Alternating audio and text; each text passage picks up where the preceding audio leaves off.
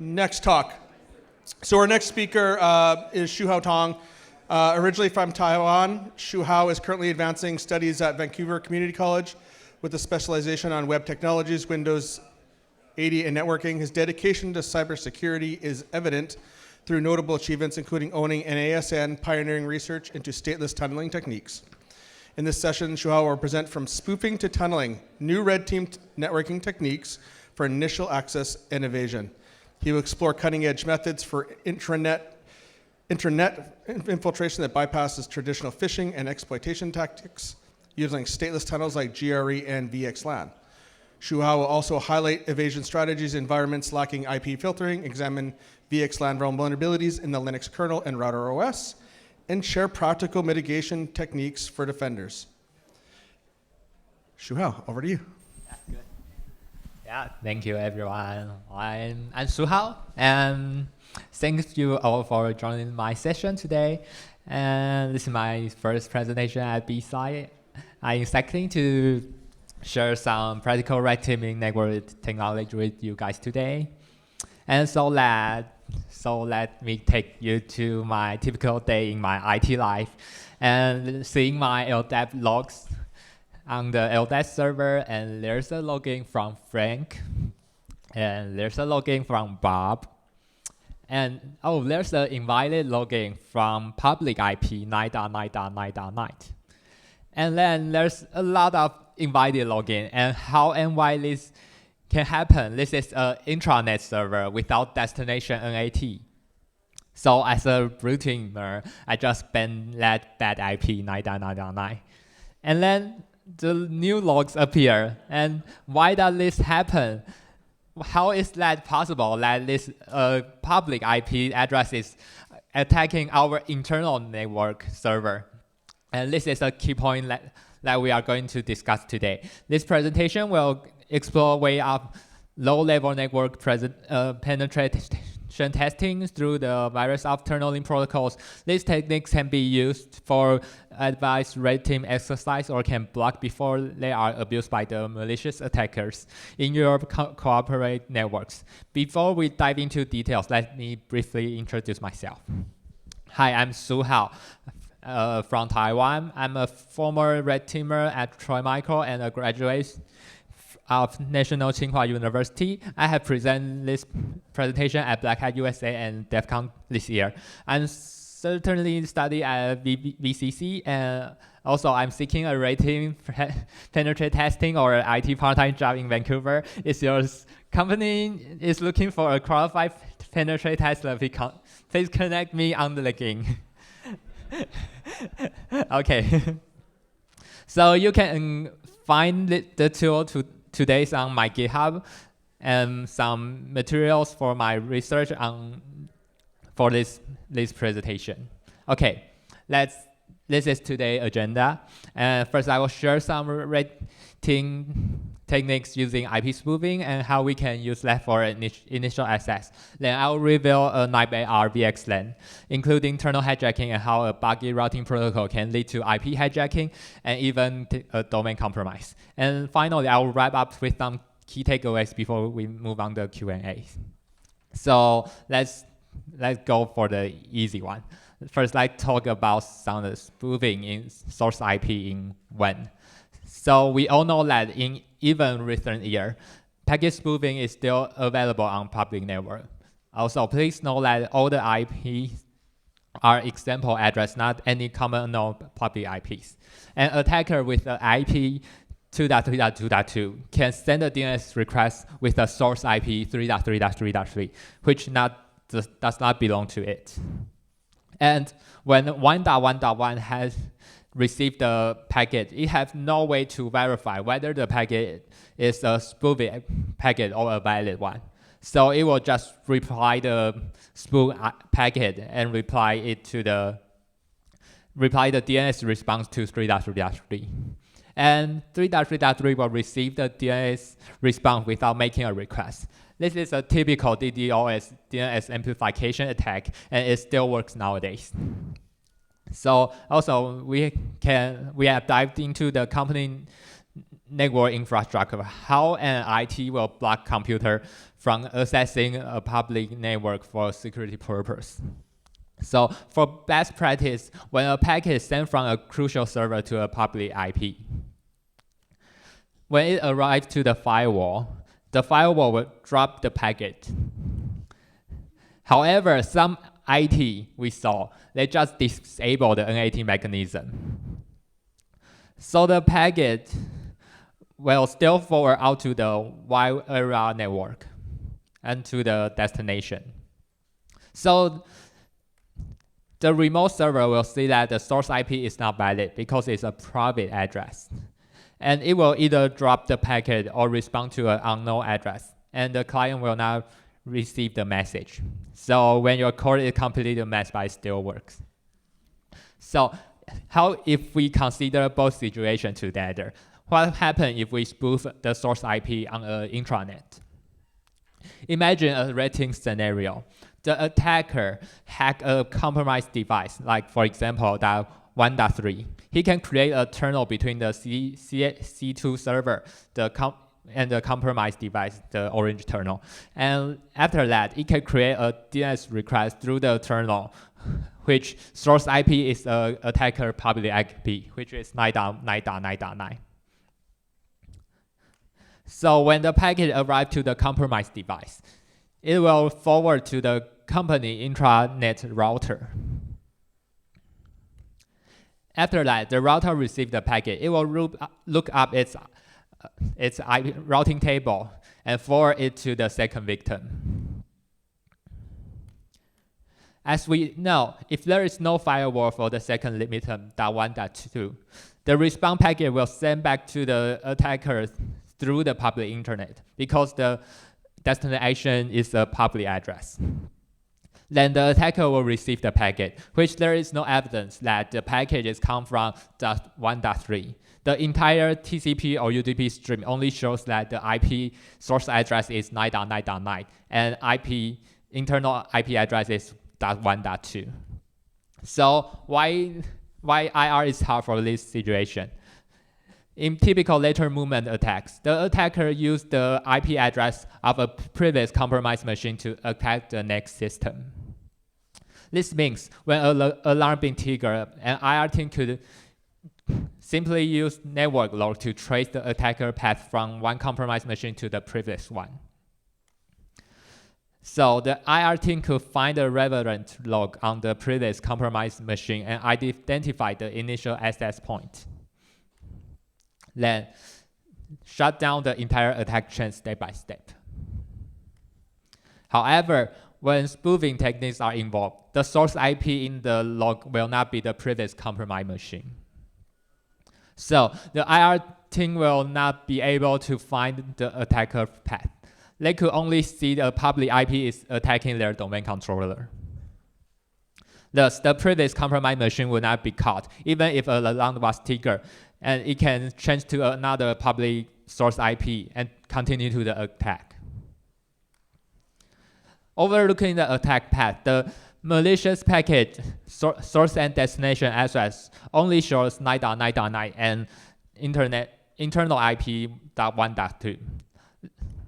Thus, no one will know the previous compromised machine is .1.3. On the other hand, the tunnel IP is a HTTP traffic with a source IP 7.7.7.7. If 9.9.9 is banded, the attacker can simply switch to another public IP and attack a different target. The IR team needs to check every router for layer 2 port logs in order to identify the previous machine. Also, the source MAC address can be forged at the first hop. So, what if the ISP filter the package with a private source IP address? We can use H.323 NAT pass-through to enable the temporary destination NAT. The attacker can send a special packet to 9.9.9. The NAT router will then create a temporary destination NAT for intranet IP .1.3 port 445 on its public IP port 445. Sorry. It allows the attacker to access 1.3 on port 445 via 9.9.9. This is a quick demo. We can see that 241 has a web server at 8080 port. Initially, the attacker 142 could not access the internal web server via public IP. After that, we can create a server and send a H.323 packet from the compromised machine. We receive this packet from the victim router and gives us a temporary destination NAT to connect to the internal web server. Also, we can see that the web log source IP is from a public IP rather than a private IP. This creates breakpoint for the attack chain. Another method discovered from my friend Jimmy Tsai involves spoofing a fake TCP sync packet from the compromised device using the next target IP address as the source IP. For example, is .1.3. and sending it to the attacker server. The NAT mechanism can be abused as a destination NAT to connect internal service. So here's another quick demo. We can see that the device .35 has a web server running at 8080. Initially, the 131 attacker cannot access intranet web server via public IP. After we spoof a SYN packet from the compromised machine using the next target IP and the port as the source IP and send it to the attacker server, we can use the destination NAT mechanism to use. We can use the SNAT mechanism to use as a destination NAT mechanism. So we can connect to the intranet web server. Additionally, we can see that the web server log shows the source IP as a public address rather than a private one. So this also creates a breakpoint for the entire attack chain. So can we replace the C2 server terminal with an official VPN? The answer is yes in some cases. There are many commercial SSL VPN solutions that can spoof the source IP from the client. As the shown diagram, commercial SSL VPN like those discussed at CyberSec 2025 may allow this behavior. On the other hand, whether open source VPN solutions like WireGuard or OpenVPN are affected depends on their configuration. So where's the initial access? Do we have a chance to do this without an initial foothold in the intranet? Can we use any existing terminal? The answer is yes again. On the internet exchange, everyone is on the same layer 2 terminal. Attacker can set a private network range as a next hop to the router of the company you want to attack. Also, we can abuse existing terminals such as GRE, IPIP, or SIT terminal. But again, a good firewall configuration code can cause this to fail. So let's talk about the internet exchange first. If we compromise a router at the internet exchange, or we can just list one, and we can force a private subnet as the next hop to the victim company's router. Like this, we can create a connection using our own public IP as a source IP and a private subnet as a destination IP. The victim router will forward the packet to its internal subnet and respond to the attacker public IP. And another method is abusing an existing terminal like GRE. What is GRE? GRE is a stateless layer 3 terminal. It is widely used because it is easy to set up by only to configure its protocol, public IP, GRE, interface IP, and routing table, also known as next hop. So who use GRE now? Nowadays, there are still a lot of companies use GRE terminals like Cloudflare, Magic Transit, and its customer. They can choose between IPsec or GRE. IPsec is safer. And AWS Transit Gateway also supports GRE tunneling, but it is only used for internal network. Also, Security Week report that APT groups like Salt Typhoon create GRE internal to collect traffic from compromised device. Last, there are still a lot of companies use GRE to make a connection between two sites. So how does GRE work? When a package wants to go through a GRE kernel, the kernel will pack the packet with a GRE header and send it over the public internet. At the receiver side, the GRE packet is unpacked, and the inner packet is forwarded according to the router's routing table. GRE is stateless and doesn't provide any encryption, which means it is possible for anyone can spoof GRE packets, just like spoofing a DNS request. So a normal GRE kernel is do like this. For example, .1.2 want to send a packet to .2.2 between the two sites. The packet will send to its default gateway. And the gateway router will add a GRE header to its packet and send it over to the public internet. After the GRE packet arrives at 2.2, it will remove the GRE header and forward the inner packet according to its routing table. And vice versa. When 2.2 wants to send to 1.2, it sends to its router, and the router pack the packet to GRE format and send it over to the public internet and unpack it and send to .1.2. So how can we find a GRE kernel? We can use OSINT techniques. For example, we can search for NetFlow dashboard like Arcbordo on Google and filter for GRE traffic. This way, we can update the IPs for both two ends of the kernel. Other OSINT techniques also helps too. Next, we can use GRE spoofing technique to scan for existing GRE kernel. First, we can create a fake GRE kernel using the command provided above. Then we can craft a GRE packet with a spoof source IP address, one does not belong to us, and send it over the public network to the victim. If the victim has a GRE kernel peer config with the GRE packet source IP, for example, 1.1.1, it will decapsulate the inner packet and process it according to its routing table and forwarding to the inner packet. So we can create and send many different source IP addresses to brute force the correct victim peer. For example, this one package, the source IP is 1.2.3.4. If the victim doesn't recognize the source IP as a known peer, it will drop the packet. On the other hand, if the source matches one of the victim known peers, the victim will accept the GRE packet and forward the inner packet according to its routing table. For scanning purpose, we set the destination of the inner packet to the victim itself. So the victim will immediately reply the inner packet with an ICMP response.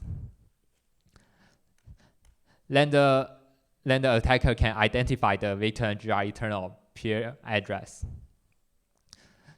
So how do we know the peer address? We encode the information into ICMP definer and sequence field, which together can represent all 255 to the power of 4 possible IPv4 address. We also create a scanner script on GitHub. As you can see, when the GRE source address matches the remote GRE peers, we can get the ICMP response and get the right peer information.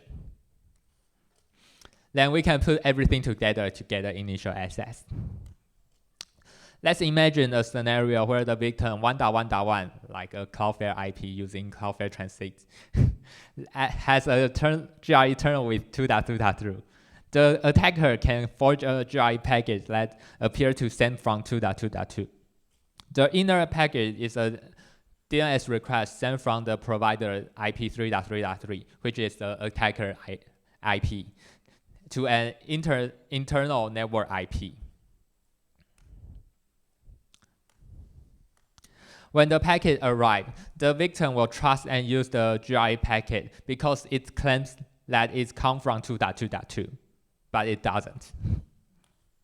Then, the victim router will unpack the GRE packet and discover that it contains a DNS request, which destination is a private network IP. The victim will then forward the packet to the company intranet based on its routing table. When the internal DNS server receives the DNS packet, it will respond and send the reply through the public internet to the attacker server. Thus, the attacker can interact with the service on the victim intranet, including those using the TCP protocols. We have created a demo lab. The architecture is illustrated in the diagram. The victim have a terminal between the 1.1.1.1 IP, which known as the Cloudflare IPs for simulation for Cloudflare Magic Translate. That. Then there's an internal web server at 192.168.1.2, and its default gateway is the target router. So the web server is hosted on IP 1.2. The server can access the public network via SNAT. On the other side, the router at IP 1.1 can direct access the intranet server. Also, the router has a GRE terminal with the IP address 1.1.1. You can see here. GRE peers 1.1.1.1. Initially, the public IP of the attacker .142 cannot access intranet 192.168.1.2. The attacker can create a spoof GRE terminal to connect to the victim router and directly send the traffic to the intranet 1.2 server through the fake GRE terminal. Then the attacker can directly access the intranet with the internal web server. Similarly, it is a layer 2 terminal like GRE tab. Also, if we can leak the victim MAC address, we can also exploit this in the same way. It is common to use the SNMP protocol to obtain this. So for a TLDR summary, when a company does not configure its firewall and a stateless terminal has been used, even if it's a legacy configuration, an attacker can exploit these terminals for initial access to the internal intranet. So let's move to another part. I will reveal a nightmare default configuration of VXLAN. So first, what is a VXLAN? It's likely a GRE terminal, but in layer 2 mode. It's also a stateless and unencrypted layer 2 terminal. It's packed layer 2 Ethernet frame into a layer 4 UDP packet. Each subnet has a unique identifier by a name called VNI. So how can we configure VXLAN terminal similarly to GRE by giving its remote IP, local IP, and destination port and VNI? However, this simple config is vulnerable. Does anyone know where's vulnerable? Yeah, everyone thinks it is safe because you have the remote IP, you have the local IP. Based on the previous configuration, setting up a standard VXLAN peer is easy as usual. Just change the remote IP and public IP from itself. How about hijacking a VXLAN terminal? Yeah, here's the only difference. The only change is your local IP argument. So why does this happen? Does the Linux kernel don't check the source IP of VXLAN package, or why does it accept VXLAN packet with a valid VNI and the port, even if the source IP is not configured? After looking at the Linux memo, you will see that this is a feature, not a bug. But it is unsecure and turned off by default. Before reporting, router OS couldn't turn off this feature. Now you can change the setting to off, but it's still on by default. So what happens when learning is enabled in VXLAN? Normally, when a config peer sends a VXLAN packet, the kernel will add its MAC address to the FDB table, also known as forwarding database table, shown at the bottom on the slide. The next time a packet need to be sent to a destination MAC address that is listed in the FDB table, the kernel will pack the packet and send the packet to the remote location using the information from the FDB table. Similarly, when learning mode is enabled, any VXLAN packet with a valid VNI and port will be added to the FDB table. Also, the remote IP could be any IP on the internet. Thus, an attacker like 9.9.9 can create a VXLAN packet with a MAC address, broadcast address as a source IP MAC address, FF. And the Linux kernel will add this MAC address to the list. Yeah, it will add a broadcast MAC address to the list. So when the kernel wants to send a broadcast address on the VXLAN interface, it will look up the FDB table and send it to 9.9.9, which is the attacker public address. So what does the attacker know in order to hijack the VXLAN? We know our own IP, but we don't know the victim IP, port, VNI, and VXLAN inner subnet. However, all this information can be obtained by a simple scan. An attacker can discover the victim IP, port, and VNI by sending numerous packets. So let's focus on how to determine the VXLAN inner subnet range. We can gather information by sending a single VXLAN packet where both the source and destination MAC address are set to the broadcast address FFFFFFF. Then when an ARP request sent from VXLAN interface, they will also be sent to the attacker VXLAN. Oops.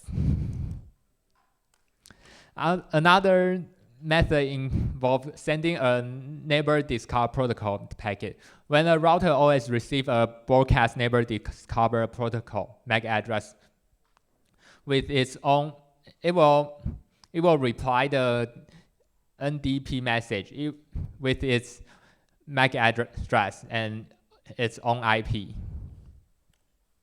So we can send numerous VXLAN packets with different VNI and port configurations.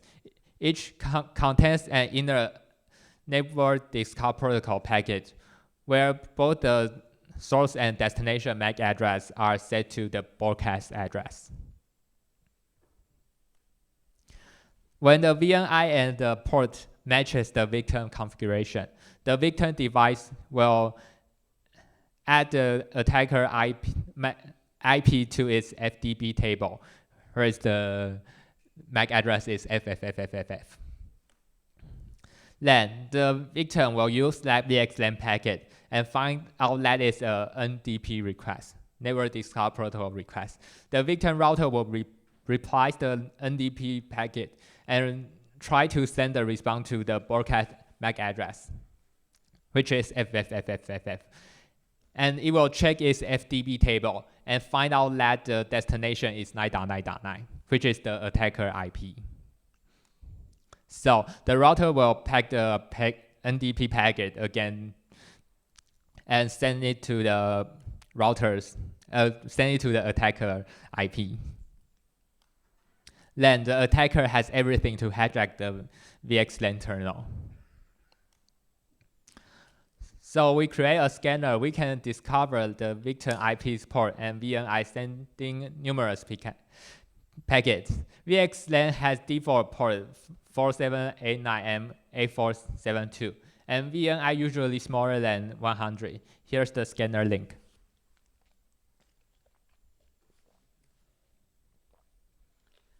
We have also created a lab for VXLAN scanner demonstration, which include a router and a web server. As you can see, we aim to scan a target at 200. The scanner sends a numerous packet with different default ports and different VNIs.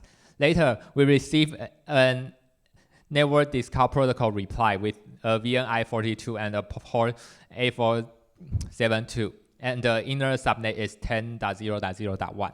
Then we can simply create the VXLAN with this information about. Then we can direct access the VXLAN internal network. Also, we scan for insecure VXLAN configuration worldwide, using only VNI equals 1 and default ports. We found that more than 900 VXLAN endpoints respond to the scanner. Additionally, there are 4,000 IPs inside the VXLAN subnet. Some of these are public IP, which means we can hijack public IPs. Additionally, some endpoints replied with numerous broadcast packets combined with IP spoofing. This could potentially lead to a DDoS attack. Lastly, some VXLAN packets have source IP that are private address. This raises a question. Why are private address being used as a source IP on VXLAN packet? So if I use VXLAN in an encrypted terminals, I think I'm safe. The answer is no, you are not safe. VXLAN will still accept traffic in different interfaces. Due to VXLAN behavior, it still can be hijacked and scannable. For TLDR, we can hijack a VXLAN terminal using only 3 pieces of argument: the victim IPs, the VXLAN port, the VNI. There is no need to know about the peer IP or internal IP address. Furthermore, if your network state bus includes public IP interface and VXLAN on any interface, it is highly vulnerable. So, what can a hacker do after hijacking a terminal? Not only can hacker gain access to intranet, but they can also hijack IP communication or perform man-in-the-middle attack between two sites.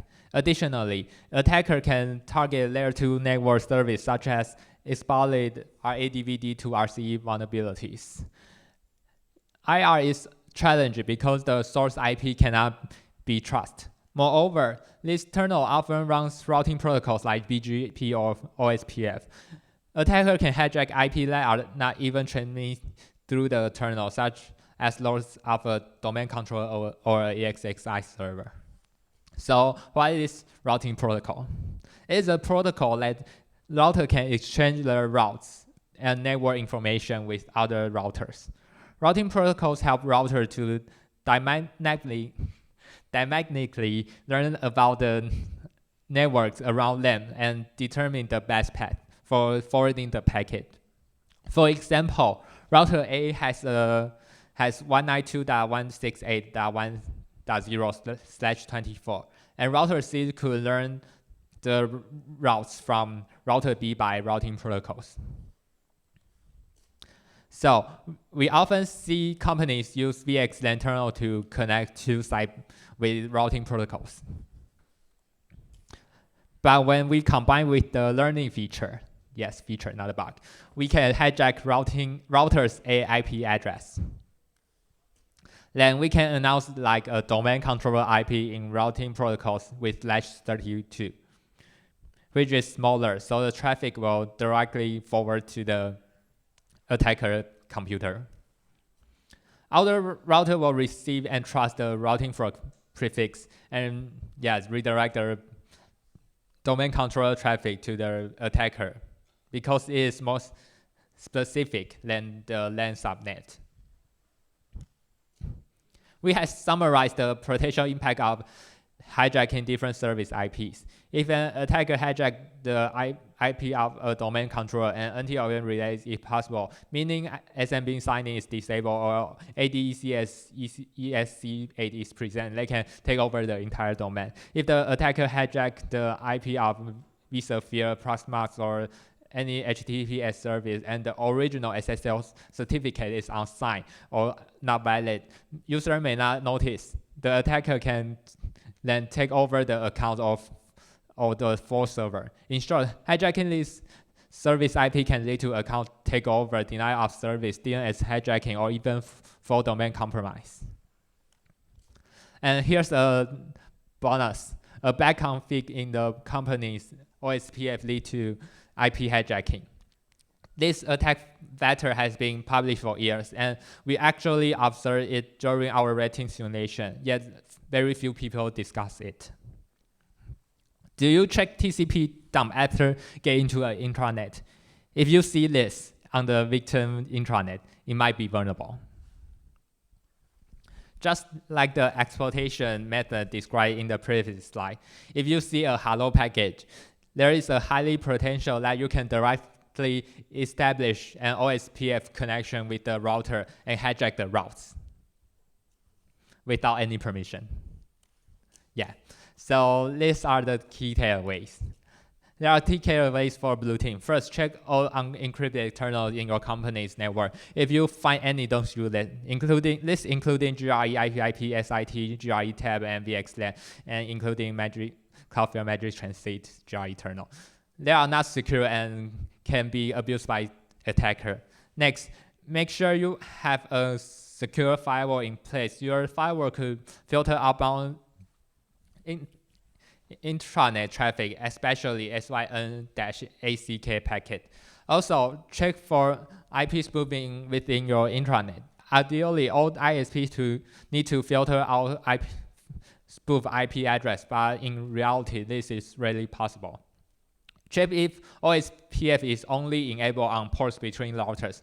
OSPF should not be open on unnecessary ports. Monitor your routing prefix for any anomalies.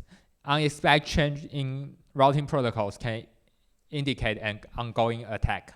Finally, set up a stateless prefix site in your routing protocols, for example, /24. And here's the key takeaways for rating. First, scan or use OSINT to find victim unencrypted terminal. This can be an entry point in the network. Once you are inside the intranet, check for the victim's network setup for spoofing. Use IP spoofing techniques during high-risk scanning to avoid detection.